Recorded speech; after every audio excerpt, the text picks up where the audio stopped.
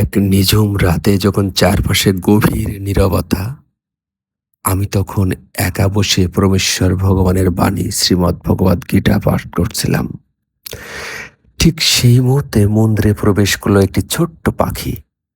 রাতের বেলা পাখির এভাবে আগমন এমনিতেই এক বিস্ময়, কিন্তু তার পরের ঘটনাগুলো ছিল আরো অলৌকিক।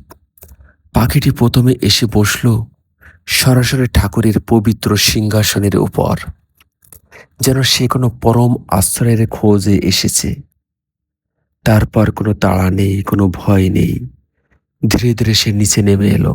ঠিক আমার সামনে রাখা বিভিন্ন প্রসাদের পাত্র থেকে সে পরম তৃপ্তিতে প্রসাদ গ্রহণ করল।